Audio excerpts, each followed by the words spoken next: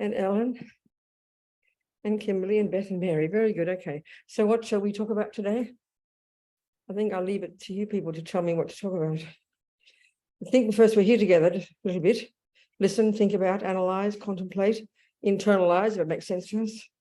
This advice, and bottom line is to help us become less neurotic and more happy, and therefore more qualified to help others. That's it. That's the essence. Well, maybe I'll think about something to speak about. Okay. Sangye Chedan Soke Chonam La, Jancho Badu Dagni Kyab Suchi, Dagi Choni and Give Sonam Ki, Drola Penchir, Sangye, Dropa Shog, Sangye Chedan Soke Chonam La, Jancho Badu Dagni Kyab Suchi, Dagi Choni and Give Sonam Ki, Drola Penchir, Sangye, Dropa Shog, Sangye Chedan Soke Chonam La, Jancho Badu Dagni Kyab Suchi, Dagi Choni and Give Sonam Ki, Drola Penchir, Sangye, Shog. Well, you know, what's interesting is that, and it kind of sounds a bit shocking, doesn't fit with modern psychology at all, doesn't fit with our ordinary views of the philosophical materialist world. The Buddha's approach is when you really fully develop your potential, it's literally like there's no longer a sense of separateness from others. That sounds pretty abstract, doesn't it? In fact, it sounds like a mental illness. Like you don't know who you are, you're confused, you know. But this is literally it.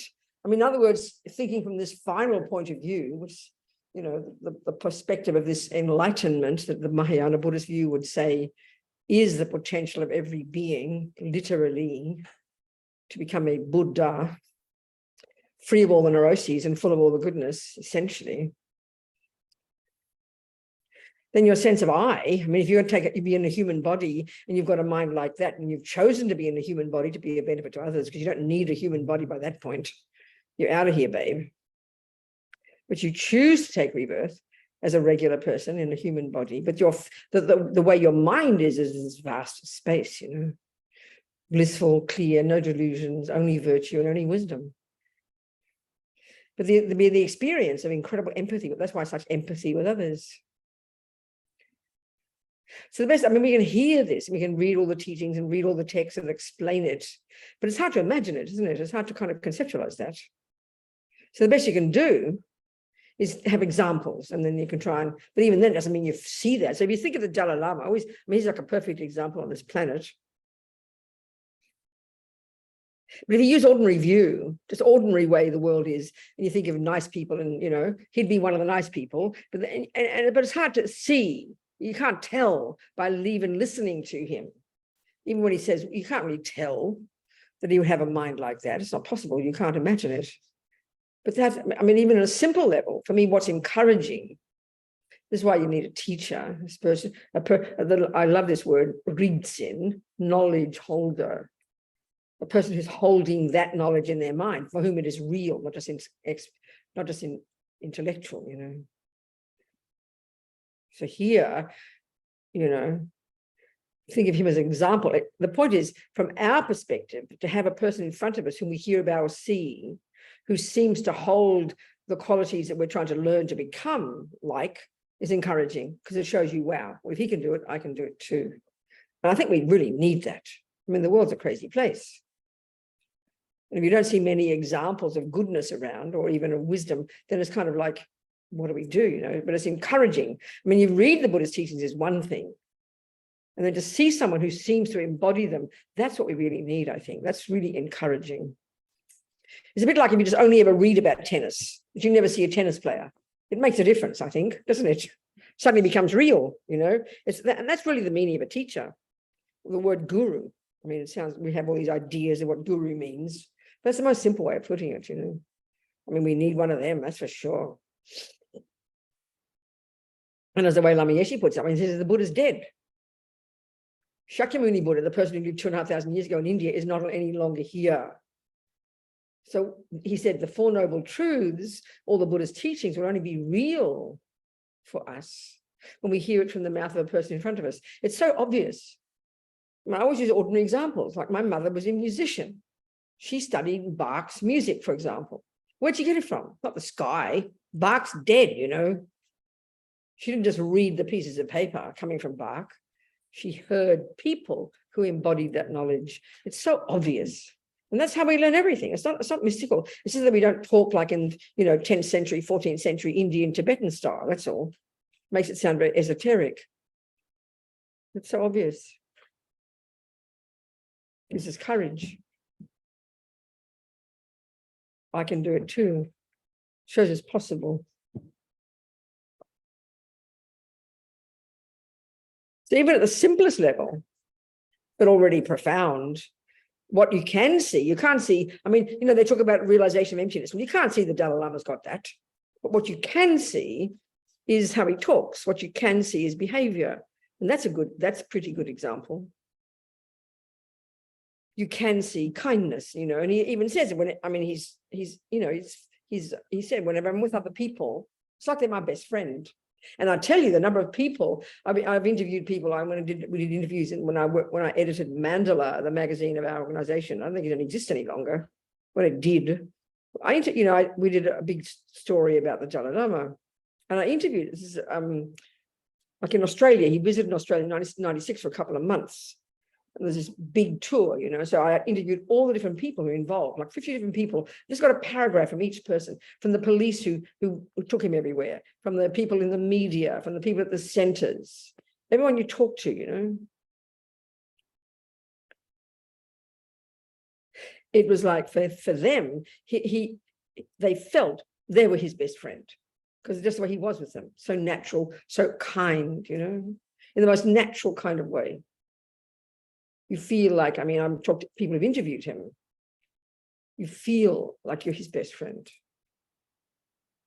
It's kind of powerful. It's an easy thing to say, but it's kind of powerful.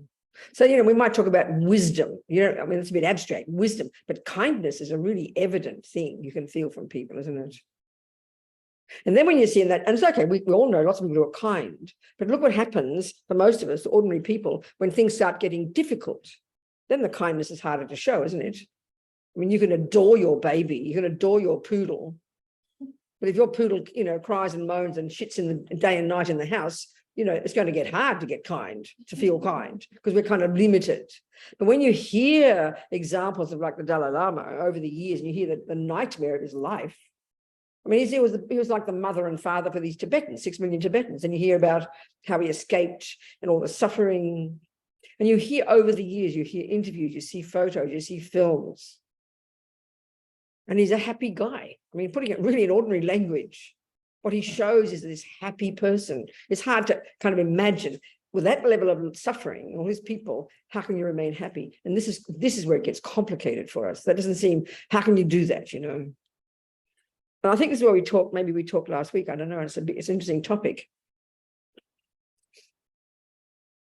What happens with us? We've got our good qualities. And when things are going nicely, it's easy to be loving and kind and patient. And that's good, better than nothing. But why is it, this is the point, why is it when things go bad, when bad things happen, or when things become difficult, why then is it we kind of lose the plot? And can't be kind and loving and patient and smiling. So, of course, we take it for granted that sounds normal. When bad things happen, you're going to be angry or miserable or despairing or depressed or jealous or enraged. That for us is what we call natural, isn't it? Well, of course I'm angry. My husband cheated on me. Of course I'm despairing. My money was all stolen. We tend to think that's normal. And it is normal insofar as we're all like that. But if we take the Buddhist explanations of things, and you can see an example like the Dalai Lama, for example, that when bad things happen, he doesn't lose the plot. So we have to see what's the difference. What is it that he must have done that we haven't done? What is it that enables him to stay not losing the plot, not getting angry, not despairing when bad things happen? And that's the key to success. That's the key to understanding the Buddhist approach. We've talked about this often enough, but to frame it this way is kind of interesting. So that's why we have to understand the Buddhist view of the mind. It's very clearly laid out. Not always, because sometimes you've got to extrapolate when you read the commentaries on the mind. They describe in all kinds of ways, but the key thing to get, and this is not the way we talk in the modern psychological models, is for sure, that we've got three categories of states of mind, basically, all the thousands of thoughts and feelings and emotions. You've got those that are I-based, fear-based, ego-based, neurotic, despairing, delusional, ridiculous, unhappy states of mind. It's not judgmental. We can all agree with it. Check the last time you're really attached, really emotionally hungry, really angry, really depressed, really jealous. It's all of those things. Unhappy, painful, distressing, disturbing emotions. It's very clear. We all know those. Intimately familiar. And they seem to run the show, isn't it? Seems like. And the main voice, the main player in those is called I. This shouldn't make us feel guilty. The main player is I. Everything in reference to I. And basically, you could say, these are all the responses when things go bad. When things are going nice, you don't get jealous or depressed or angry. No, clear. That's what I'm saying. Loving, kind, and patient are all there. It's easy when everything's going well. But as soon as things aren't, that's when these others seem to come. So, of course, if we just think, well, that's natural, and we do, and it's a really important point to make. It's not criticizing. It's just comparing different approaches to the mind. In the modern psychological views, in the related to neuroscience, that would point to different parts of the brain for all these parts of the mind, then to say that you can get rid of all that lot, this seems like you've got to cut half the brain away, and that just makes no sense to us. That's too weird. Or we'd say, but they're normal. And what we mean by that is that you'd be abnormal if you didn't have them. Think about that. So we take them as an absolute given. We assume they're a normal part of a normal person. Okay, maybe less of them would be nice. But there's no view, and it's very clear to say it this way, there is no view in neuroscience or modern psychology that suggests that the goal is to get rid of all of them. I remember one person in a class, and it's completely reasonable. She burst into laughter, and it's completely reasonable. Like, don't be ridiculous. What are you talking about? You'd be abnormal. Well, that's the Dalai Lama is said to be a fully enlightened person. Anybody in the know, they say he's the proof of the pudding. He's an example in human form of a person who's done the job of ridding his mind of all the rubbish, and that's the Buddhist entire point, and develop to perfection all the goodness. Speaking very simply. So that would be how you'd be at even the simplest level. Forget understanding his mind at a deep level. That you're not driven by the rubbish. You're not driven by the delusions, by the neuroses, by the disturbing emotions. Not only not driven by them, but you're rid of them. That's how he'd be. Now, of course, he tries to act normal. He keeps telling us he gets angry and upset. He tries to act like a normal angry person, but he can't fool us, It's sort of it's very evident he's not like that. It's kind of clear. But he tries to act like, because people do the other extreme, oh, you must be you're a god in human form, all these ridiculous words. He just tries to be normal, tries to talk normal. Like one time, one person in Sydney asked a very complicated question about his sister mean to him or something. I can't remember. And his whole answer was, well, I'd tell her to go to hell. But that was his answer. His wonderful, simple, down-to-earth answers, Or a long, complicated question, he'll say, I don't know. He's trying so hard to be normal for us, So I think we can see this logically. The Buddha's telling us this first category of states of mind, the first category or second, whatever one you want, the nutty one, the disturbing ones, the delusional ones, the distressing ones, the I-based ones, and they're all in the nature of fear, which is very curious. But if we look into this carefully, we're going to see this. The Buddha is simply telling us in the Four Noble Truths that they are the source of our suffering. It's an incredibly simple statement, but because we are so convinced the outside world is the main cause of suffering, we can't hear it, it's too shocking.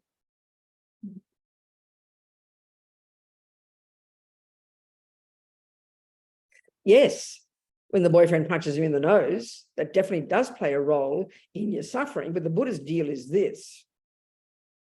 If you've subdued your mind, if you've controlled your mind, if you've worked on your mind and lessened attachment and therefore anger, you will suffer less when he punches you. And surely that's what we want. But of course, it sounds to us that we say that we're getting the boyfriend off the hook. No, not at all.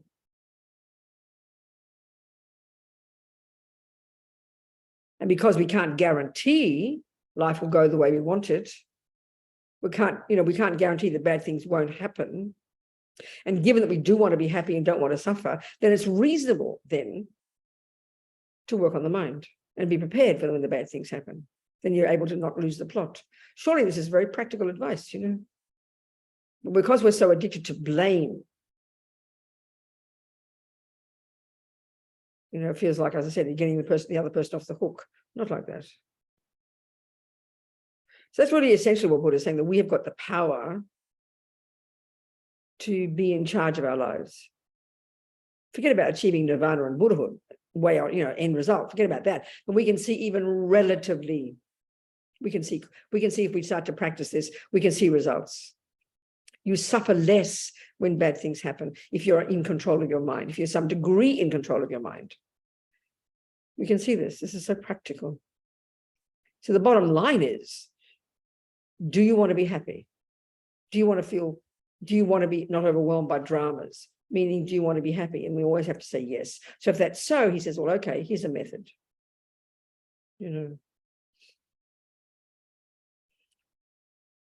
Change your mind. But if we're a bit caught up in the blame model, what do you mean change my mind? He should change his mind. He's the mistake.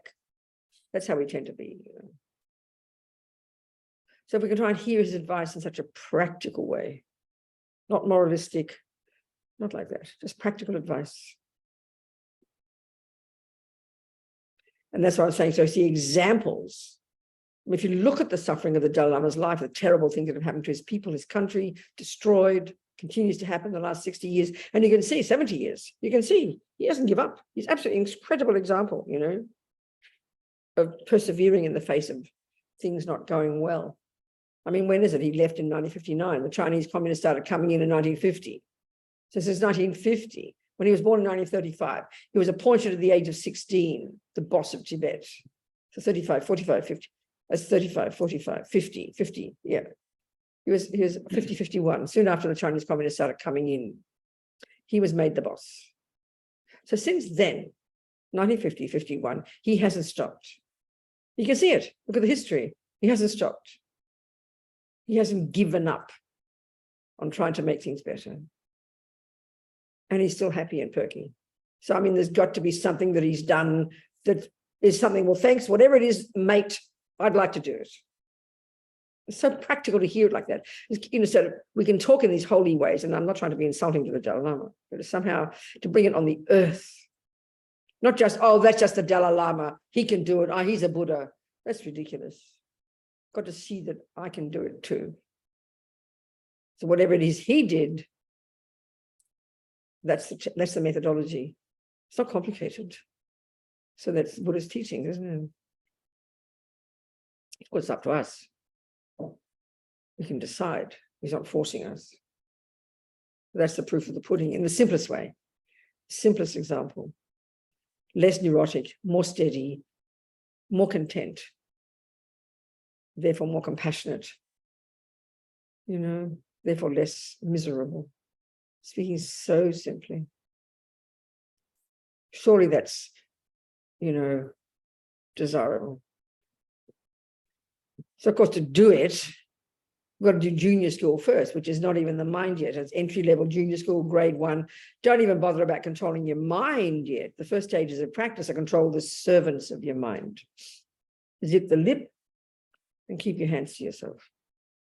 Don't harm others. Very simple. Control the body, control the speech. So Buddha's first little piece of advice, kind of entry-level, junior school, grade 1, 10 little things he suggested. The first 7 is recommendations, recommended practice. Control your body and your speech. So at least refrain from doing the heaviest things. with your body. At least don't kill. At least don't take the ungiven, as the Tibetans call it. And at least don't, misuse your mouth. And don't, the body, sorry, no, wrong one. Body is 3. Don't kill, at least. Don't take the ungiven. And the third one, what is the third one? Sexual misconduct, isn't it? Don't jump on the wrong partner, basically. So those are, we can see those are actions of the body that are driven by the mind. The mind is the boss. So what drives usually the killing one is anger, or certainly attachment. What drives the taking, what the ungiven is also attachment, could be anger too. And what drives the other one is certainly attachment. So they at least control the servants of attachment and anger. First level of practice. And this is the interesting point. Those are actions very clearly that harm others. So why is it, as a very entry-level junior school grade 1 practice for oneself, is Buddha exhorting us not to harm others? How can that benefit me? That's the thing I think we miss. Well, guess what, he says? Everything you think and do and say, Robina, is the process called creating karma, and is simply the process of you producing yourself. So can you imagine if you kill and steal and jump on the wrong partner every day, forget about the harm you do to others, how do you think you're programming your own mind? This is the piece we miss out, I think, in the West. We hear it as kind of someone telling me to be a good girl, just like mummy and daddy, just like God. And it's true. Jesus does say also, don't kill, don't steal, and don't lie. Same. They've almost got the same list of 10 don'ts, haven't they? But this is a crucial difference, and I find this it's not criticizing Christianity or Islam, it's really pointing out the crucial difference between the Buddhist approach of what a Buddha is and the Christian's approach of what God is. It's a really important point, I think. Jesus says don't kill, and you say to Jesus, why not? And you should ask a reason. There should be a valid reason. If someone's going to advise you, you should have a valid reason. So you say, please, Jesus, what is your valid reason? And he will say, Robina, because God says. And that's valid in Christianity because God is the name of the energy of the being who creates the universe, creates you, therefore is the boss, and therefore requests you to stop doing that. And the reason, I find this so powerful. I was quoting my Jesuit priest friend. That's what's called a sin. And what defines something as a negative action in Christianity is that God said not to do it. It's the action of doing what God said not to do. That's what makes it wrong. That's what makes it wrong. This is such a powerful point. I find this so powerful. That's what makes it wrong. The priest who told me this, he said, there's some aspect of natural law, meaning people don't like getting killed, that makes it negative. What makes it really negative mainly is because God said not to do it. Now, before we go further, my feeling is we can misuse that, and that's why we get guilt. Because if you're not even a Christian or a Muslim, but mummy says don't do this, and daddy says don't do that, and the police say don't do this, and your grandma says don't do this, and the next door neighbor says don't do this. So we're walking around internalizing this advice from somebody, don't do this. And so we're afraid of being naughty. Why? Because we don't want to be punished. So we're walking around like little fearful children, little babies, scaredy babies. The reason that what drives our wish to be a good girl is not much morality, it's not much virtue at all. It's because we don't want to be punished. That's why if someone doesn't see us do it, we go, oh, I got away with it. That's quite schizophrenic, actually. That's delusional. That's just another way of ego working. And that's how we are. Because we're scared of somebody up there, whether it's mummy, daddy, God, or whatever, It's interesting. And that's what drives us. And when we hear the Buddha's teaching, he says, sounds like Jesus. What's the difference? Another bunch of don't do's, So we get guilty again. We've got to think it through, please. I'm not saying you should. I'm not saying it's wrong to have faith in a creator. If you do, and you have faith in a creator, and you do the creator's wishes, you'll have a good life. But that's not the Buddha's view at all. So why, Buddha, should I not kill, please? Because he's exhorting us not to kill. Why not? And he will say, well, guess what, Robina? It's a natural law. Have you noticed people don't like getting killed? That's the basis, the main basis why Buddha would exhort us not to kill. In other words, it's got nothing to do with the fact that Buddha says it, whereas that's the main point in Islam and Christianity, in the creator religions. This doesn't mean there aren't Buddha's laws. So there are relative laws, like, they call these other ones, they call them natural negativities, like killing and stealing, the fundamental main things of harming others. They're negative because they harm another. That's what qualifies them as negative. There are other ones, like when Buddha started doing his thing and getting Sangha growing, when he started having laws, rules. So like one of our rules is if you're walking down the street and you're begging with your begging bowl, one of your vows is, we don't go begging. I haven't been begging before. When you go begging, you got your bowl and someone's giving you some veggies and you really like more veggies, not the rice. So you'll tuck your veggies under the rice. So you have one of your vows is not to put the rice on top to hide your veggies. Do you understand? Now that does not come from on high. That's a relative rule of how to behave well with each other. Like we all have when we live in houses together, we put little signs up, wash your own dishes, clean the toilet, think of others, we say. They're the relative rules. There are lots of those of the Buddha, for sure. Do you understand my point? But the fundamental things, natural negativities, they call them. I think it's what they call them that. These are for the Buddha. So why not kill, steal, lie? Because he says, guess what, Robina? Because they're actions that harm others. But the crucial point here, because this is an entry-level practice, the reason he exhorts us not to kill, steal, and lie is not first because it harms others. That's compassion, and that comes later. That's more advanced. It first is like what we call self-compassion.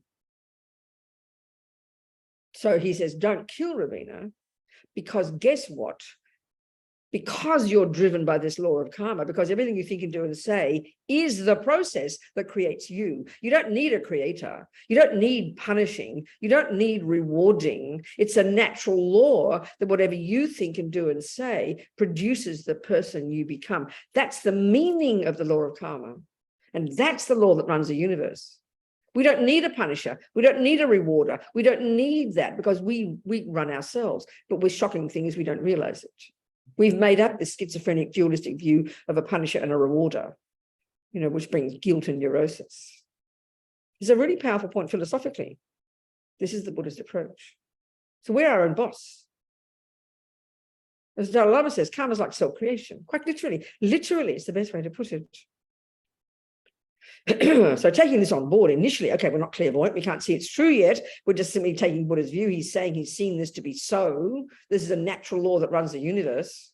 So honey child, he's saying, if you don't want future suffering, stop causing it now. Now we get this. You go to your doctor. Do you want cancer in the future, Robina? No. Well, then honey child, don't smoke now. We get that. It's a natural law. You don't not smoke because your doctor says so. And then you don't go home because your doctor's not there and you go, oh, well, she's not here. She doesn't see me smoking. I won't get cancer. No, that's schizophrenic. This is a really essentially powerful point. This is rooted in emptiness, this point of cause and effect. This is the basis of Buddha's teachings, fundamental basis. So the very first level of advice is not even your mind yet.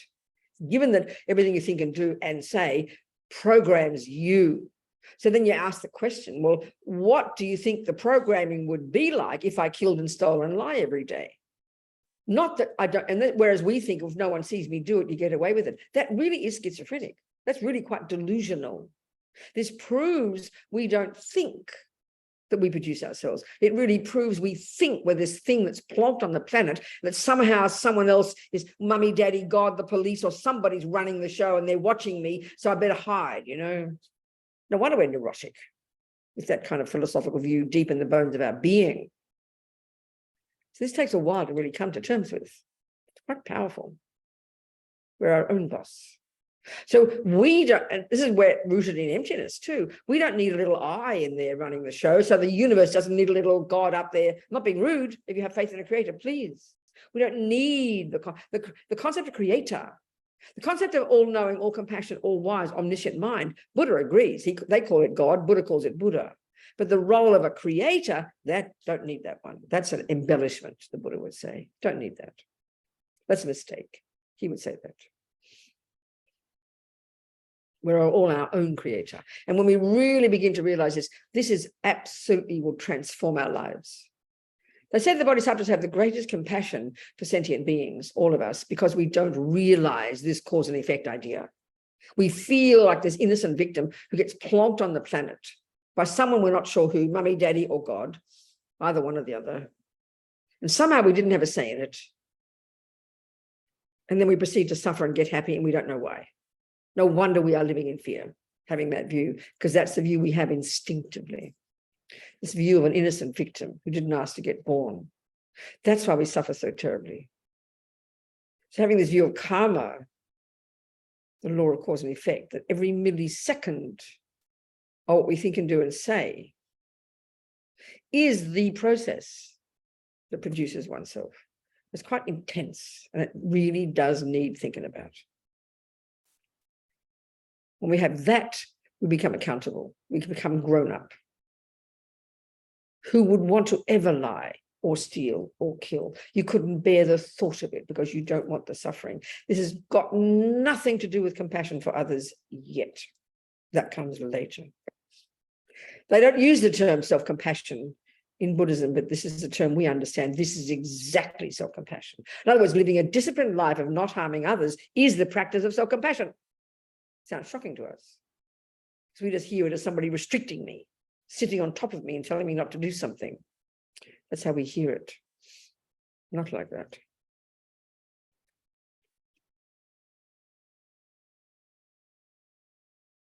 That's why living in vows is so powerful. Vows are something, again, too, we really do understand, but we don't talk about it like this. You know, like I always like to say, if you learn to drive a car, forget about the traffic rules, forget that. But what about just the way to drive the car? If you had to write down everything you have to not to do in order to drive a car, there'd be hundreds of things. Well, you know, when I don't turn the wheel left if I want to turn right. It's another way of putting it. I don't put the foot on the accelerator at the same time as the brake. I don't, you know, I don't do this. I mean, in order just to learn to drive a car, you've got hundreds of don'ts. But you never say, oh, these vows, I've got to keep someone sitting on top of me telling me not what to do. No, you must learn them. You'll smash the car otherwise. We don't think like this, though. So then why you don't do those things when you drive is so that you can become a good driver. Well, why we don't kill, steal, lie, and all the rest is what, so we can become a better human being, more happy, content, and fulfilled. Practical advice, basically. So the vows, psychologically, they're very powerful. Buddha loves his vows. So they even say in the teachings that taking vows, a vow is like this subtle energy of the mind that's visible to highly evolved people. It's very fascinating. And so really all the Tibetan Lamas especially, and this is all Buddhist teachings, but they would really stress the power of our practice is driven by our practicing within the framework of living in vows, you know, psychologically so powerful. So for example, they'd say, you know, the first level, there's 3 levels of vows. The first kind are the first stages of practice, which is the vows where mainly it's don't, you know, good behavior, controlling your body, controlling your speech, and then beginning to control your mind. That's the very first level of practice. And you're the beneficiary of that. And then you've got the Bodhisattva vows, which are more to do with helping others. This first lot's about you, how to benefit you, how to turn you into a more fulfilled, content person. The second lot, still about you, but also now the reference point is how to be of more benefit to others. So all the Bodhisattva vows, next level. And then the highest level, according to the most advanced level of practice, all the tantric vows. Lots and lots of series of groups of vows, these psychological advice, if you like. Basically, it's what it is. So the very first level, Lama Zopa Rinpoche says, this is the very first level of practice, you know. We just being good is not enough. Being a nice person is not enough. So what he means is this, he says, you know, what I mean by that is this, that, okay.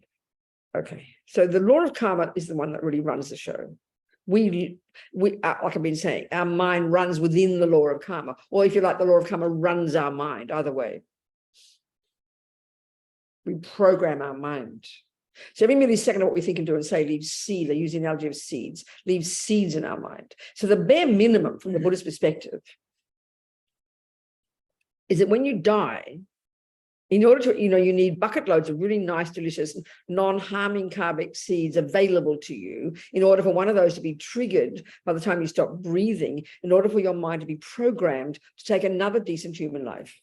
It's the bigger picture, long-term view, which is very abstract for us, especially if we've never thought of reincarnation or coming from a previous life and going to a future one. It's a very abstract concept, but it's a major point in the Buddhist teachings as we start to take them on board if we choose. Because this life won't last long. And if your mind is coming from previous lives and goes to continue to future lives, you'd better be in control of it, honey. You better get the kind of life you want to get in order to continue practicing.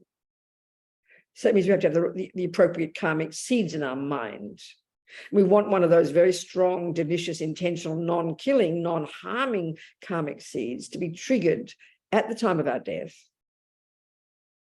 in order to ensure that when our mind does leave the body, it'll get another decent human body and we can keep on practicing our spiritual path. It's a very intentional thing, long-term view. This is the Buddhist approach. Especially hear this in the Tibetan Buddhist. You might not hear much like this in the Zen Buddhist teachings. So then the point of the vows is this. In front of how we create karma, in order for any action we do to be what they call a complete karma, which means leaves a very delicious seed in our bank vault that we can access at the time of our death, so will be a non-killing karma, for example. In order for an action we do that's called non-killing, for it to be a very strong, delicious, non-killing karmic seed that will be the one that will produce our future life, human life, there need to be 4 things in place when we do it. So, for example, the first one would be the object of the action, which will be a living being, the mouse in the kitchen. First one, object, the living being, a mouse. 2 is what's in your mind at the time you do the action, which would be 2 things: an intention, bare bones, I will not kill. I must not hurt the mouse, or whatever, something like that. I must be careful not to kill the mouse. And then motivation. And that would be, say, compassion. And those 2 parts, intention and motivation, okay? 1 is the object, a living mouse. 2 is your mind involved. 2A, intention. 2B, compassion. 3, the action. You do the action. You grab the mouse, you get it. 4, the result, a happy mouse. Throw it out the door. Thank you, Robina. Goodbye. It's like that. Those 4 things: object, the mind, action, result, in a sense. That's a complete action of not killing. So one of those will drop into your main bank vault, which will be the seed that will be triggered at the time of your death, which will produce a decent future human life. So flip it over, the same for killing. Object, the mouse. 2A, intention. I'll kill that disgusting thing. Motivation, anger or aversion or disgust. 3, you do the action. 4, dead mouse. That's a complete action of killing. And that'll leave a seed in your mind that if that is triggered at the time of your death, will ripen as a future suffering rebirth. And we don't want that. Speaking simply. So, okay. So we want bucket loads of nice, delicious, non-killing, non-harming, non-lying karmic seeds in our mind, because this is what programs us. So the main point of those 4, the main piece is the second one, the mind involved. So you can have a person, let's say Sunny has a mouse in her kitchen, but she doesn't see it. So there's no intention to kill it. And there's no compassion because she doesn't see it. 3, she does the action. She stands on it, just doesn't realize. Number 4, dead mouse. So the second one's missing. The mouse was there. She kills the mouse. And she stands on the mouse, the action, and the mouse is dead. But there's no intention, there's no compassion. So therefore, almost you could say there's no karma. There's no seed left in her mind, because the mind is the main player. What goes on in the mind is the main player. So then there's no negative, almost you could argue almost no negative karma. She doesn't even see it. How can there be intention? How can there be motivation? So there can't be karmic imprint in the mind. There's something there. They talk about it, but basically it's obvious. The same, let's say, virtuous karmic action. You know, she's walking past a homeless person and there's an object, homeless person. Second, intention to give money. She has no intention. And motivation, there's no motivation, like compassion. But second, 3, action, $20 falls out of her pocket. 4, homeless person gets $20, but there's no motivation, there's no intention, so no virtuous karma either. Can you see? It's sort of obvious. So the mind plays the major role. The mind is the main player. The intention, I will do it, and then motivation that gives it the flavor. Which doesn't mean you should go around killing animals and not know about it and not care therefore no karma. Not like that. Or your husband for that matter, no. Or even you could say, Sunny's got a mouse. She has the intention to kill, number 2, but she got a motivation. Well, the poor mouse, I think it'd be better if it's dead because it's looking at the suffering. So she has compassion. She does the killing and the end result. You could argue because her motivation is compassion, even though she's got no wisdom.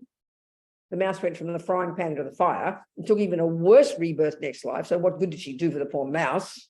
None at all. So there's a bit of compassion, but no wisdom. Compassion is not enough. As the Dalai Lama says, we need wisdom.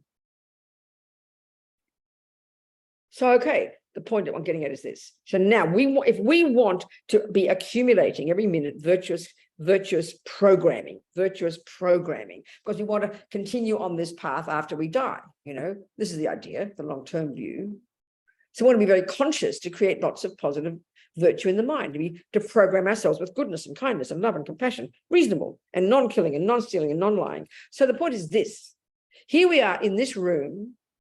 This really is a Canadian fires, isn't it? Yeah. Canadian fires, not even New York fires. No. Or Canada. Yeah. Wow. Look at that. Yeah, our sky's grey from the fires in Canada. Amazing. I can't believe it. So, okay, so now listen, this is the crucial point now why this is the crucial point why vows are so powerful, so delicious psychologically. Here we are sitting in this room being very nice people, and I notice we're not killing anything, right? So we're sitting here not killing anything. We're sitting here being nice people. But there's no thought in our mind at this second, I must not kill, is there? Therefore, there's no compassion in our mind to drive our thought not to kill. The only time that will arise is when we meet the cockroach or the ex-husband. You get my point here? So it's only when you intentionally not kill and have the compassionate motivation to not kill that you program your mind with non-killing. Are you seeing what I'm saying? So we're not creating virtue. We're just basically resting on our laurels. We're having a happy, pleasant life. No one's threatening us from past virtue. And we're just using it up. So the way Lama Zopa puts it, and this is the Buddhist teaching, we just can't get ahead without vows. We're being nice people, but being good is not enough. So where he says, this is the power of the vows, that if we do have vows, and we've taken refuge, we take the layperson's vows, we've programmed our mind with this powerful thought, I will not, from now until the time that I die, I will not kill, I will not steal, I will not lie. And you've programmed your mind with that.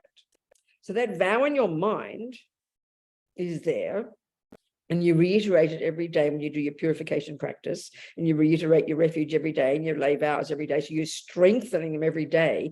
But Lama Zopa says 24 hours a day that you've got the vows in your mind stream and you're keeping them, you're ticking over 24 hours a day, every second, virtuous karmic seeds of non-killing. So it's like you need bucket loads of those just when you die. So somehow it's like, it's not meant to be sounding sort of a bit materialistic, like you're getting the best return on your investment. It's like that. But it's a practical way to put it, because karma is practical. It's not some mystical thing. It's a practical process. And we need to program our minds as much as we can with non-killing, non-stealing, non-lying, as well as actual positive qualities and positives. And this is a powerful way to do it. But 24 hours a day, you're living in vows. When you're sleeping, eating, going to the toilet, having sex with a new boyfriend. You're ticking over virtuous karmic seeds. So it's like a practical issue. I don't know if that makes sense. And if it doesn't, I need you to ask me some questions. I'd like you to ask me some questions. Anybody? Yeah, go. Go. Yes, it's good. Yes. Oh, I love how you talked about creator, the sort of external God versus the Buddhistic. I understand the Buddhist view, yeah. Difference, yes. If you please speak about Buddhistic point of view versus nihilistic, Which would be what, for example? sort of like more like we're all here randomly. What, darling? What? We're all here randomly. Who? What? We're all here randomly. It doesn't exist. Like there's no reason for us being here. Oh, I see. Okay. There's nothing. When you die, that's it. Thank you. And like that's that's. I know, but I don't know what to talk about that. That's just another view. It's a philosophical view. I mean, it's a philosophical view that would be what philosophical materialist view, isn't it? And that view is you come from your mother and father, and you're programmed by them, they make you, and they put you in this world, and then you die. So, I mean, I can't say much about it. I just think it's irrational. If I use the Buddhist, okay, I'm using the Buddhist view in my hypothesis for my life. And the more I think about that one, if I compare it with the other one, this other one sounds absurd. But if you just have that other view, then the Buddhist one sounds absurd. So it's up to how you think. It's up to you to think about these things. Why are you puzzled? What's the point? I mean, we've got to think, it's like the only way I can think, okay, we've got to think, these are just different philosophical views in the world. You've got the Christian view, your Muslim view, the Australian Aboriginals. I swear to you, when I read their view of the world, I don't even understand it. It's so complex. It's so unusual. They sat there for 40 years untouched by white people until suddenly white people came along. Their view is so unique and so unusual. I have got no idea what it means. Every culture in the universe of human beings, we're all clever people. We've come up with views of the world, haven't we? Well, honey child, it's up to us to look into them. You understand? And see what works for you. So then I take, for me, my working hypothesis, obviously, is the Buddhist one. And I use that as my hypothesis. I take that as well, and I attempt to live according to that one. So for me, that's coherent. Then so if I compare the materialist one, I see lots of mistakes in that one, lots of things that for me aren't coherent. So that's up to you to do that. So what's your view of the world? Do you have a view that you're working with? Do you? Yes, you personally. Do you have a view that you are working with? Of how the world came in, of who you are and how you become who you are. That's the key point here, of who you are and how you, yeah. So tell me, what do you think? I can't hear you, darling. The honest answer is that I'm working it out. I conditionally accept the point of view. No, don't say conditionally, I accept.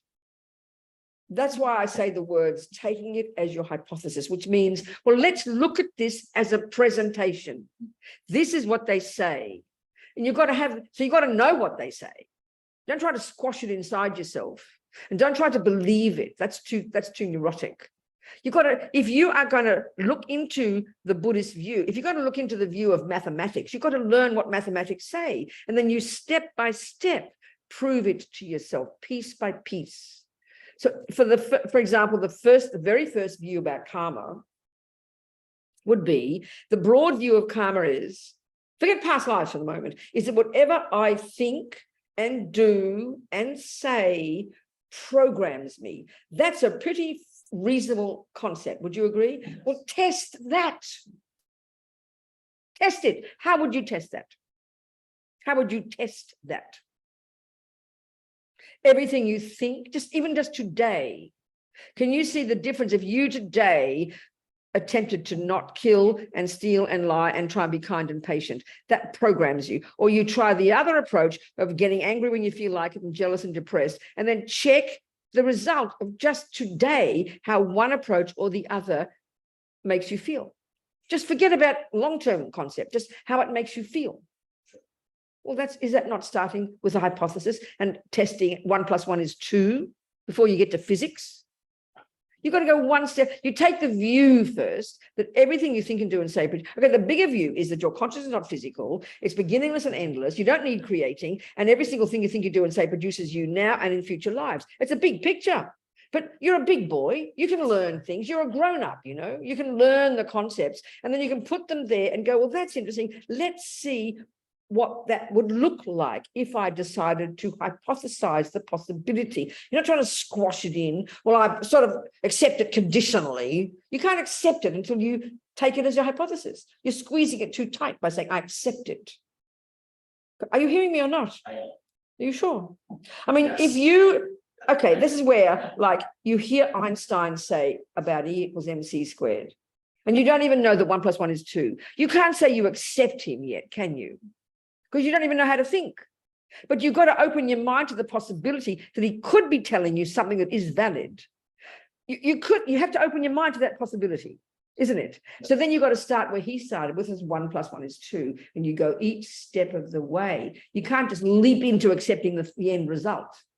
It's organic and natural and coherent. If it's a valid view, it's got to be coherent. Are you with me? That means you've got to squeeze your brain, baby, and study the Buddhist teachings. Are you with me? Yes. You can't just sit there and think, I conditionally accept it. I conditionally accept E equals MC squared. You can't say that. It's absurd. Are you with me? I am. So, honey, go one step at a time. Don't agonize about it. Do you understand? Does that answer anything? It does. Okay, good. I'm happy. All right, good. Who else? Anybody on Zoom has a thing to say? Anybody on Zoom? No? Anyone? Yes, 2 people here. Go on. Go, sweethearts. Both of you. Go for whoever goes first. Come on. Introduce yourself and then say your question. Hi. You didn't introduce yourself. You just said hi.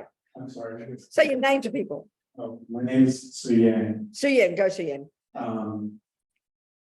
You were talking about compassion, and one thing that I was thinking about recently is sometimes our compassion is very selective, and Sometimes compassion. is very selective. Oh, of course it's selective, absolutely. So, for example, I for a few months now I've been volunteering, and I go to my volunteer gig once a week, and I help mostly people who are arriving in New York now, refugees. Okay. But on my way there, I passed by homeless people. And you don't have And compassion I for don't- them. I mean, I don't necessarily know them. That kind of bothers me. Well, honey, it's okay. We're all human. And I remember one time I went to this nice conference just in DC, and it was run by a bunch of religious people, and they were fed up with all the fundamentalist Christians running the show. So there were some Muslims and some Christians, and I was a Buddhist, and everybody had their own little group. Some helped the poor, some helped, some helped women, some helped. That's okay. We've got karma with different groups of people. That's okay. But as long as you think, oh, the smelly old homeless people, they should get a job. Oh, I love old poor foreign people. I mean, that's a bit schizophrenic. So be selective, because we're only human, but have compassion for everybody. It's all right. It's good. We can only help one little group at a time, unless you're Buddha, when you can manifest 1,000 bodies at once. That's okay, isn't it? Good enough. Perfect. Yes. Go. Hi, I'm Joe. Joe, yes. My question relates to the root delusion of thinking of ourselves as sort of inherent. Yes, yes. And a theme I've noticed in a lot of your teachings on YouTube and so forth. Yeah, yeah. So helpful. Yeah. Thank you for braving the apocalyptic. Go. Is the question is the emphasis on the practical in our day-to-day life as opposed to just on the vision, and sort of the agents of the mind and body and speech and sort of pacifying those first. Yeah. To the root delusion, when we're off the cushion in our day-to-day life, are there any simple practices besides listening to content or meditating that can help us to get even 100% more in touch with reality? No, I understand. Yeah, I understand. You see, I think that's where it helps to understand in general the function of all delusions, the function of all delusions. So we've got the root delusion, ego grasping, ignorance, maripa, as Kandala mentioned, which is this primordial, subtle, pervasive, hard to identify, utter belief in a real, concrete, solid, independent me. That one, okay, isn't it? So that's like a sleeping lion. It's there most of the time, but mostly what we're in touch with is the voices of that one, which is attachment. So I think, and then aversion. So they're the ones we can, if we really can begin to see them first, and subdue them. This is the point. So that's like middle scope. Subdue them. See, I mean, attachment and aversion are naked in comparison with this root one. Then as you lessen attachment and start to loosen the grip of the over-exaggerated story of that attachment is telling you about the delicious chocolate cake or the handsome new body or the nice handbag or whatever it is your attachment's glomming onto, already implicitly it's working away at the root delusion. So I think, and then occasionally you can also go straight to the one, like if you only got run over by a car and the fear rises violently, that you snatch it and try to find that I, then is a good time. Or when you're really offended and upset by somebody, that's the time to grab that one. But I think working on the branch delusion is a powerful roadway, and even those are hard to see, but at least we can begin because they function in exactly the same way. So, the cake on the plate, the chocolate cake. First of all, we've got to recognize the emotional hunger of attachment, which is the result of grasping at an I. It's the main voice of the I. So we begin to feel the agitation of the feeling I'm not got enough. Then you think, well, what's missing? So I'll go, cake, I'll do it, that'll do it, get all excited. And you visualize the cake, you get the cake, it's on the plate, and the emotional hunger of missing something, which is attachment, then the manipulation to get it, which is attachment, then the exaggeration of the deliciousness of it, which is attachment, and then the anticipation of getting it, and then observing that attachment is never happy, even as you put the cake in the mouth. And then the possessing it as mine, all of those components of attachment, that's pretty tasty to observe all that. And then the key one, so attachment, okay, all delusions, as Lama Zopa says, all delusions, root delusion, branch delusions, their main function is that they, as Lama Zopa puts it, they decorate on top of what is there, layers upon layers upon layers of characteristics that aren't there. That's their job. Ego grasping or the others, it's exactly the same job. But so you have to identify what is it they're exaggerating. So the attachment exaggerates deliciousness. So attachment exaggerates the deliciousness of the cake. Ignorance underpinning attachment is there. And that's exaggerating the very ontological status itself of delicious cake. It's underneath the attachment, but identify the attachment first, and that can lead to the one of seeing intrinsic delicious cake. Do you see? I find that approach helpful. To leap straight to emptiness is fine, but this is a gradual approach. And we don't even, to begin to identify the exaggeration of the delusions is a very powerful practice. So pride, what's pride? Pride is an over-exaggerated view of me. So every time, you feel offended, how dare she say that to me? What's that one? That's pride. That's exaggerating. They say that all the delusions, the 84,000, young Ling Rinpoche, it's very interesting. He says that Buddha always talks about 84,000 neurotic states of mind.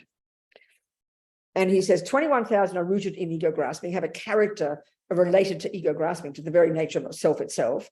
21,000 are rooted in attachment, 21,000 are rooted in anger, and 21,000 in all three. Well, pride is rooted to ignorance as the I itself. So the exaggeration of the I. Now so that's been offended. Who does she think she is? How dare she talk to me like that? That's the voice of pride. Like over-exaggerating the status of you. Then, now you flip over into low self-esteem. I must be a creep. She doesn't think I'm nice. So that's an exaggeration of your bad qualities. Pride's an exaggeration of your good qualities. It's very specific delusions. Excuse me. Yeah. So we've got to really hear, and that one we don't like to hear. We don't like to think we've got pride, But low self-esteem is the flip side of pride, people. Honey child, if you've got low self-esteem, you've got pride. If you didn't have pride, you would not have low self-esteem. This is very sobering thought. That's a powerful one to see. Then you've got jealousy. That's related to anger, surprisingly. Like, how dare she be happy? Do you understand? So you have to hear these. These are all conceptual stories. Hearing these, which are the voices of ego grasping, I find this incredibly powerful practice. So by working on those delusions and not believing these exaggerated stories, you're loosening the grip of ego grasping implicitly. And then you get to the direct one. Do you see? Yes. This is our day-to-day job of being our own therapist. Do you understand? Are we communicating? This is a full-time job. Okay, thank you, Joe. Very helpful. Who else? Anyone on Zoom? You look like you got a question, Chase. What's your question? Come on. No, nothing. No question. Don't worry, darling. It's all right. You don't need to have a question. Eileen, what's your question? Hang on. Eileen. What is Eileen? Talk to me, sweetheart. Unmute. Thank you. Go, darling. Yes, talk to me. When you talk about You've got that, no volume on for some reason, Eileen. oh, Oh, here, I'm okay now. I've got you. Go. okay. That at death, our karmic seeds are triggered. So if you're living in vows now, but you didn't live in vows when you were in your 20s. Don't worry, dear. You can purify it. Don't worry Say about that it. again? You ate cake in your 20s and now you stop eating cake. You're fixing up all the causes of getting diabetes. Don't worry about it. It's not set in stone, darling. By changing now, you change all of that. Come Yes. All right. on. Okay. Have confidence. Yes. All right. Thank you. Good. What else? I mean, you put atomic bombs, living in vows and purifying every day. You put atomic bombs onto everything that's there. If you've been eating sugar all your life and you've got a tendency to get diabetes, and now you start cleaning up. It's not as if oh, I'm not going to clean up last year's sugar. You're going to have to get that suffering. I'm only going to clean up this year's sugar. Don't be ridiculous. Mm-hmm. Do you understand? Yes. Thank you. Thank you. Okay. Yeah, who else? Who else? Yes, go. My name is Steve. I have a question for you about the 3 states of mind. So you said category 1 is I know, yeah. me, suffering. Oh, okay, no, sorry. Okay, no. Yeah, okay. The 3 categories of states of mind. Okay. Categories. Yeah. There's the neurotic, deluded, ridiculous ones that are the cause of your suffering, and the negative, or they call them negative or non-virtuous. And the Buddha says we can get rid of all those. So 2 is your virtues, your goodness, your clarity, your kindness, your love, your compassion. They're our saving grace. We need to cultivate those, They're the source of our happiness. The first lot are the source of our suffering. We're just looking at ourselves right now. The third lot, and I always call these the mechanical parts of our mind. It's not the term they use in Buddhist psychology. They always refer to them as neutral, but that's confusing. That sounds like they're not important. What they mean is, and this is why we have to study the Buddhist psychological model, because it's quite different. It means they're neither negative or neurotic, and nor are they virtuous, but they're unbelievably necessary. And they're called concentration. Well, a murderer needs really good concentration. Do you understand? Yeah. A meditator needs concentration, good memory. There are many of those. The ability of our mind, millisecond by millisecond, to discriminate between this and that. They're neither good nor bad in the sense of virtue and non-virtue, but they're vitally necessary states of mind. That's the thing. I like to call them the mechanical parts of our mind. Do you understand that? The negative, neurotic, ridiculous ones, the virtuous ones, and this other lot that make us function. Do you understand? Yeah. And the 3 categories of vows. The first level of vows are the pratimoksha vows. Those are all designed to increase virtue. Is that the first level of vows? What I'm describing here is from the point of view of this Tibetan packaging of Buddha's teachings called the Lam Rim, that we use as the basis quite a lot. It's just a Tibetan term, the path to enlightenment. So all the first level of practice, which is the teachings in the Hinayana teachings, the Theravadan teachings, they're all the basic level of practice. This is about body, and the very first level, what I like to call junior school, is controlling your body and speech, living in vows, disciplined body, disciplined speech, being nice, not harming others. It's not even being nice to others yet. It's merely not harming. It's the whole one of completely learning to harness your own body and speech. Next level, high school, now you start to look at the mind. And then you really start to go deep into the mind and unpack and unravel what's going on, and really start to change the mind, which is the source of the problem. Then you've got the compassion teachings, the Mahayana teachings, and now how to help others. So it's stage by stage by stage. So you've got the first level of vows of not killing, not stealing, not lying. All the vows of monks and nuns are in the same level of vows. Then you've got the bodhisattva vows, and then you have the most advanced teachings, the tantric vows from the Vajrayana teachings. 3 levels of vows, 3 levels of practice. You understand? Yes. Good. Okay. Thanks, Steve. What else, people? Yeah. 2:30. Okay. Yes. Talk to me. My name is Glenn. Yes, Glenn. I was wondering how a non-sentient being, or actually like an ant, for example. An ant is a sentient being for Yes. the Buddha. The term, Yes. just a second, the term that we translate as sentient being, I just find so weird. The Tibetan word is so delicious. It's Sentient, mind possessor. Yes. I think that's the best term in the world. They're mind possessors. An ant is a mind possessor, a dog is a mind possessor, a human is a mind possessor. And there are even beings that we can't see that would exist that Buddha would say are also mind possessors, like ghosts and hell beings and gods and all kinds of sentient beings. So when the question then is, How could an ant, for example, yes. sow karmic, have karmic seeds? Okay, it's good. How, Okay, you know, I if understand. the motivation, No, if the intention. Forget that. Forget it's impossible for an ant to do anything. Yes. That's right. Or even, I mean, as we say, it's so nice. As we say, leopards can't change their spots. So the key to here to understand is this Buddhist psychological view of we've all got delusions. Ants and monkeys and humans have all got anger and ego and jealousy and depression. The rest, oh my gosh, yes, that's the Buddhist view. Buddhist view. I'm not saying the Buddhist view. They're all, and they're driven. But if you're a human, the difference is we've got a few extra good things that are our saving grace, called the ability to follow some virtue and intelligence. That's the way of putting it. So we've all got delusions, and if they're really running the show, you might as well be a dog or an ant, you know, it's much the same. So the ants and the dogs and the other creatures, the delusions are so prevalent, they can't, they've got virtue from other lifetimes, but they're buried under the weeds. They can't access them. Their minds are so totally driven by ego grasping and totally driven by attachment and fear and jealousy and aversion. That's the Buddhist view. The Buddhist view of the mind refers to all beings of the universe, not just humans. So it's a very different view. But they can't access their virtue. That's the suffering of having an animal's mind. But so, okay, we've been dogs and ants countless lives, Buddha would say. So we've created the virtue and it's all there. So this is why if you've got a little ant or a bird or a dog, then you say a few mantras in its ear and you sort of invoke the Buddhas and maybe bless its little mind, especially when it's dying. And that might help nourish one of its virtuous seeds and it'll get a nice human life next life. And like that, that's how they talk. So you can't expect them to do much. So we have to help them. It's even like a human who can't do much themselves. They're a bit, you know, totally deluded or really mentally ill or really limited in intelligence. You can't expect them to do much either. So we have to help them and support them. Do you understand? That's the approach. Okay. Yeah. What else, people? Okay, one more question. Yeah, go, sure thing. Will there be future Buddhists? Have there always been Buddhists? Oh, I see. Time? No, I understand. And will there be? I understand. I mean, this Buddhist view is ridiculous if you compare it with the ordinary world. You know, it's like even the Christian teachings at least goes back to God. God, oh, phew, there's some beginning, you know. But I mean, the Buddhist view, there's no damn beginning, and we just can't cope with that. Yeah. I mean, emotionally, it just seems so irrational, but it's absolutely logical. Why? What's the simple logic? The law of cause and effect, as far as the Buddha is concerned, and we agree scientifically, but we don't follow it all the way through. We're still looking for the first Big Bang, you know.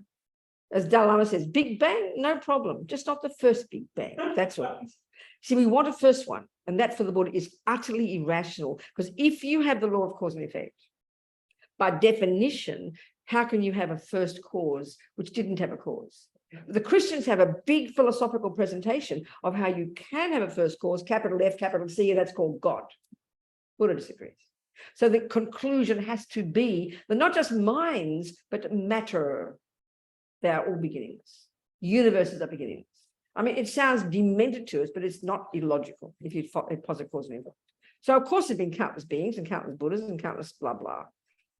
I mean, it's always just blows our mind to hear it because it's so surprising to us. Do you understand? But the real point, not to worry about that, then is given that, then let's get on with it and change and become a Buddha, benefit others. Do you understand? Yes. Good. Okay. People, anybody? Questions? No questions? What date is, what is it? I think I have to confess in advance. What's my next date? I'm supposed to be here on the Wednesday, next month, isn't it? June 27th. I know, I have to confess in advance, I won't be here. Only on Zoom. I can't, so don't turn up. Well, you can watch the show, but you might as well watch it on television. I won't be here next, I have to suddenly go away somewhere. So sorry.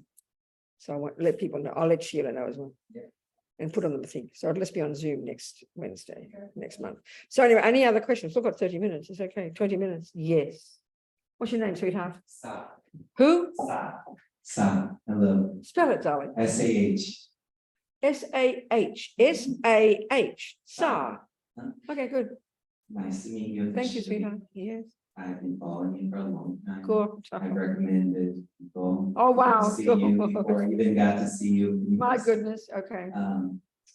So I just want to hear you talk a little bit more about intention and motivation. Yeah. I think I wake up and I set my intention, but I want to hear intention and motivation to like even just being here and listening to you speak. My mind wanders into the to-do list or memory or whatever. Of course it does. And I come back. Is that cultivating virtuous seeds? How does that work with the intention and motivation? No, I understand. Am I making it clear? I hear. Well, first of all, I think it's really interesting. I mean, I think I've heard the lamas, and even like Kandrila this weekend on Sunday, we use the term intention often to be, and you just use it as what we would call a motivation. In a sense, you see, in this, I've got to speak a bit more here first. Let me speak a bit more. Like in this category, the third category of these mechanical bits that are neither virtuous nor non-virtuous, but they're crucial. There is actually one that's called intention, bare bones intention. And that actually is the meaning of the word karma. In other words, intention is simply volition, I will. It's the very first thought to have. If you don't have I will, nothing else follows.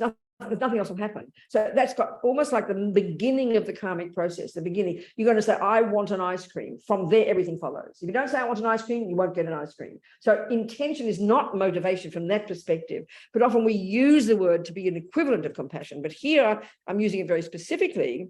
Intention is bare bones, and it's every millisecond is an intention. This is how they say, every second is intention. So the thing is, you can say in that action, example of the mouse, you could have intention, I will kill. We do that very intentionally, I will kill my pet. But then what's your motivation? That's the big difference. One, because they hate the dog and want to smash it to pieces, and the other person because they have compassion. So that shows the massive difference between intention and motivation. There's got to be, I will kill the dog. I will give that person money. I will give the person money, and then your motivation. So if you're rich and I want to impress you, I might have the thought, I'll give you $20, but my motivation stinks. It's attachment and I'm manipulating. So that in that sense, there's a big difference between intention and motivation. Intention is bare bones. I will kill the dog. I won't kill the dog. I will eat ice cream. But why are you eating ice cream? Because I want, because the motivation we have to cultivate that one. And that gives the flavor to the action we do that makes it virtuous or non-virtuous. We're going to eat lunch every day. We're going to do that. And our usual motivation, we can see that we're programmed with attachment. We don't sit around walking around eating lunch out of compassion, for God's sake. We do it because we're hungry. It's totally driven by attachment. So we still have to have the intention to eat lunch, but we change our motivation. That's how we can transform our lives into something useful. You still eat your lunch, go to the toilet, have sex with your new girlfriend, boyfriend, or whatever. We're very flexible these days, I mean, get my point. I'm just not being silly. I am being silly, but it doesn't matter.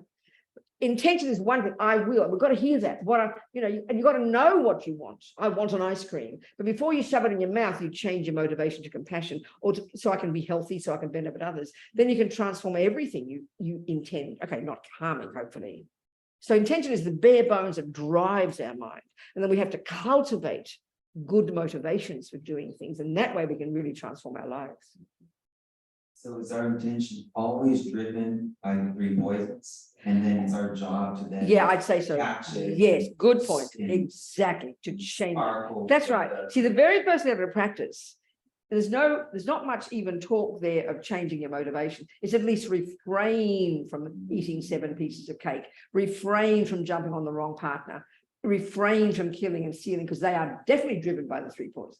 So at least refrain from those. There's not even yet doing anything with a good motivation. At least refrain from doing the negative things, and that calms your body and speech down, and that calms your attachment and anger down. And then now on the Bodhisattva path, you're still going to eat your dinner, but you pop a good motivation in.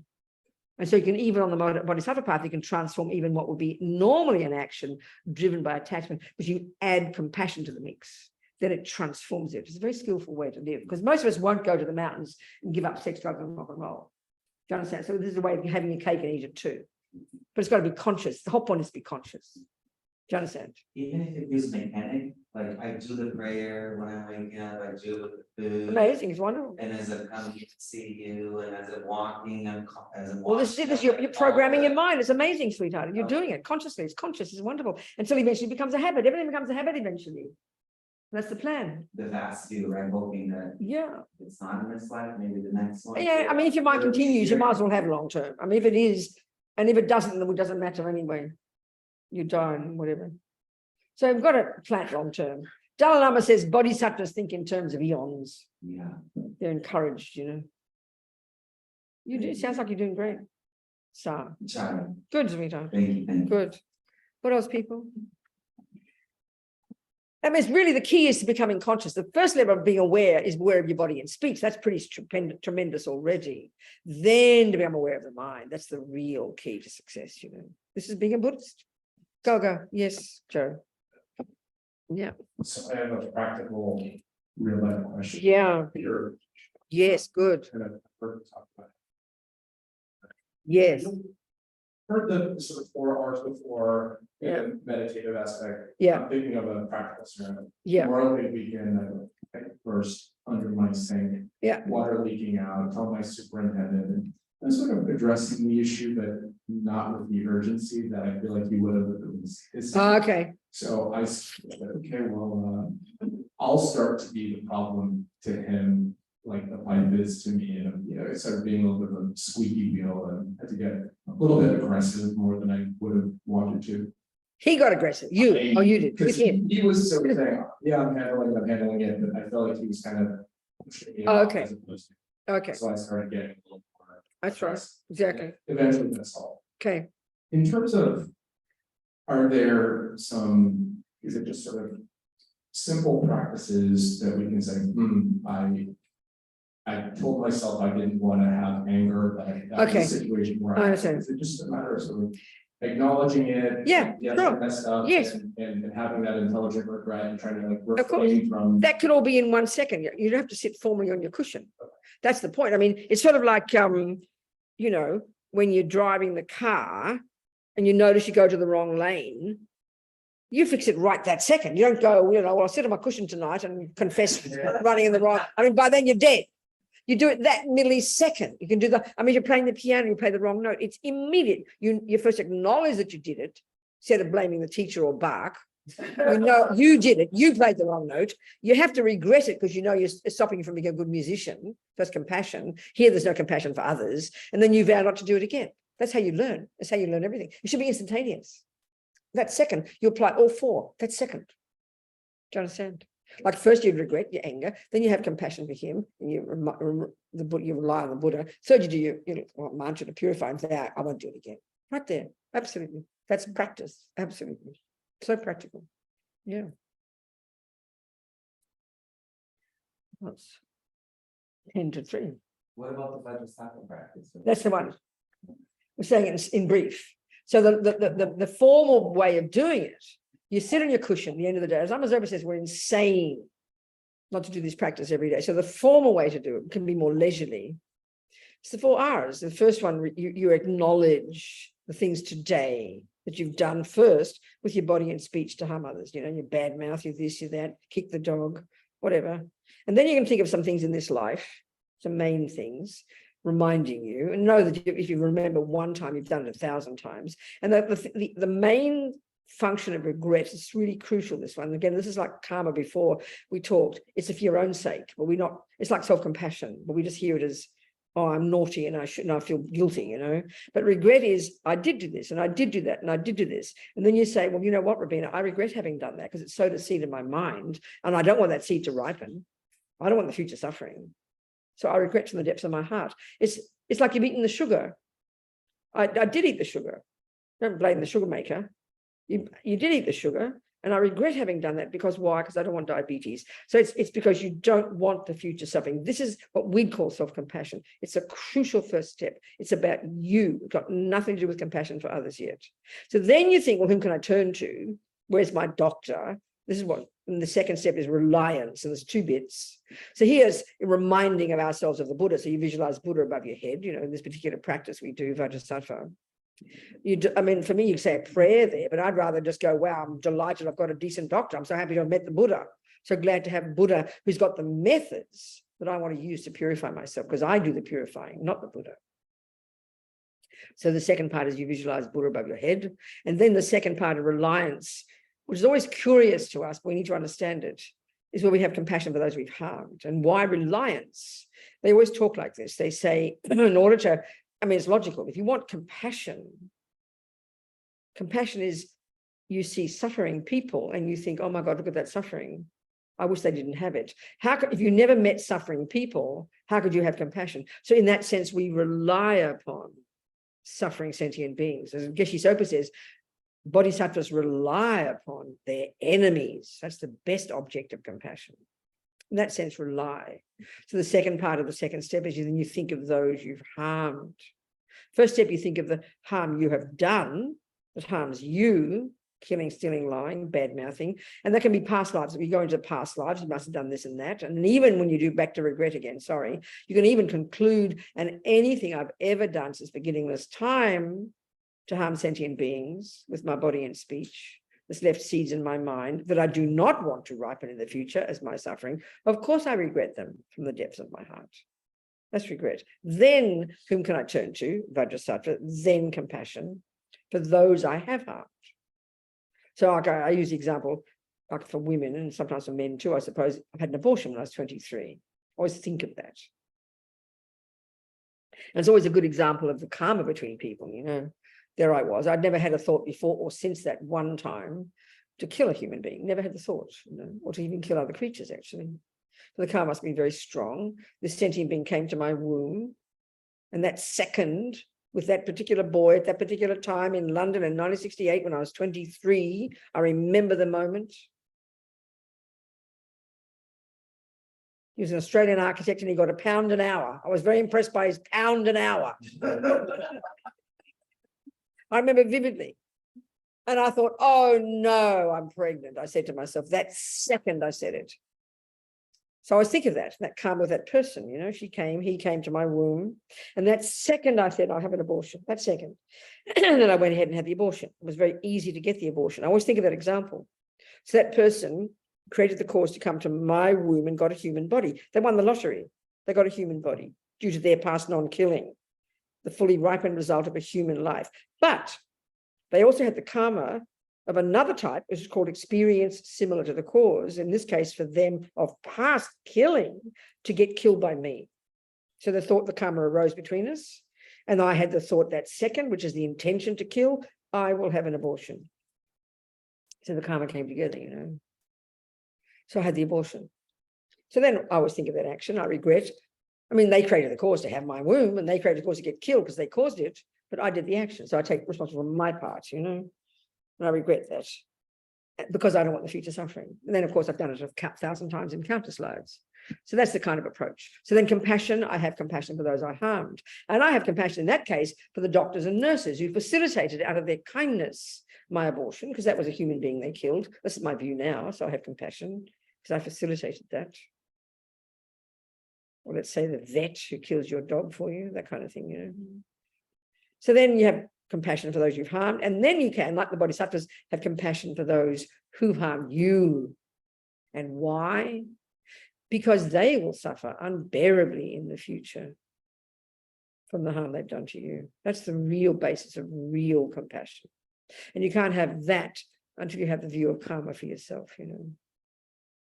So then the third step, the remedy. You do in this case, a meditation. You visualize about the Buddha, you visualize nectar coming, you imagine purifying. And remember, it's the power of your mind that purifies you.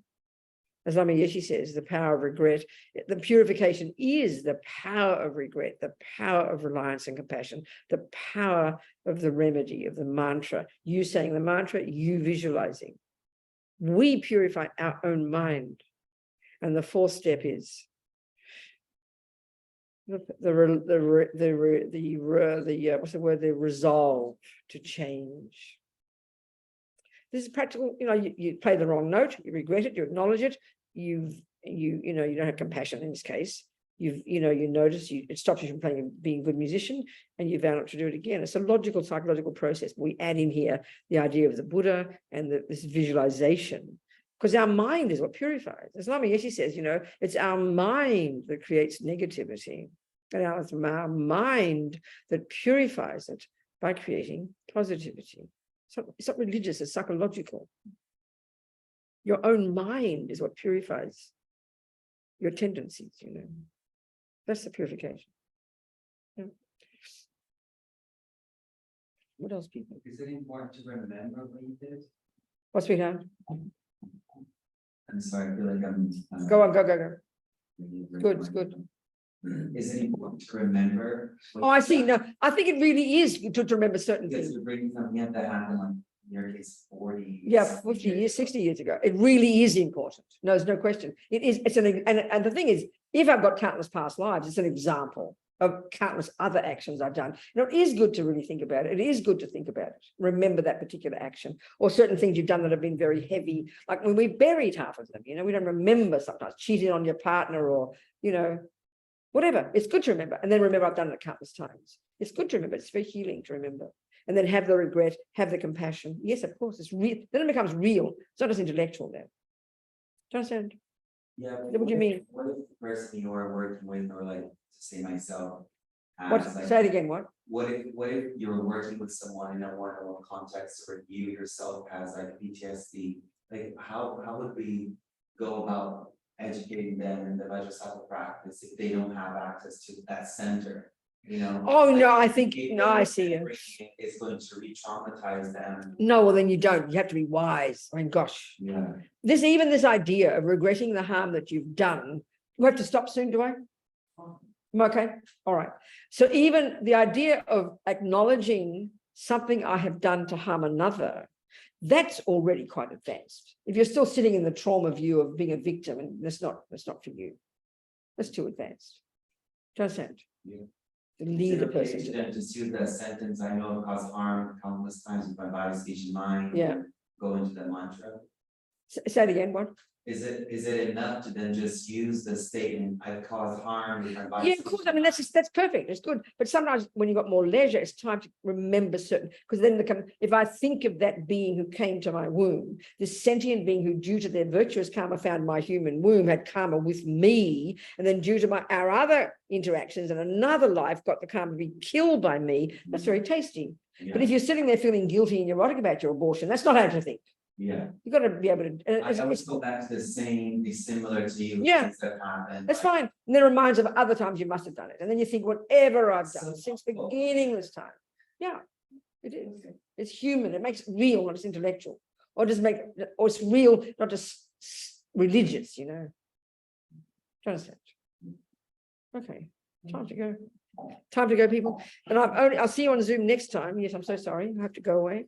Thank you, Chase. Thank you, everybody. Thank you, Son. Thank you, Dawn and Christopher and Sheila and Vincent and Beth and Manu and Sai and everybody else and people, everybody. Thank you for coming. Our nice conversation. Dangchub Sem Chog Rinpoche, Make, Panam, Keguchi, Kepanyampa, Mepayan, Gongne, Gongne. As a compassion, may it grow and grow, hearts of all. And remember, karmically, every single tiny thought we've had since an hour and a half has gone into our mind, gone into our memory. Nothing goes astray. So be delighted. So just think I'm going to nourish these seeds I've planted with my work from this second. Keep moving, keep moving, keep moving, growing this marvelous person and being of benefit to others. That's it. All right. Thank you, darlings. Thank you so much, everybody. Goodbye.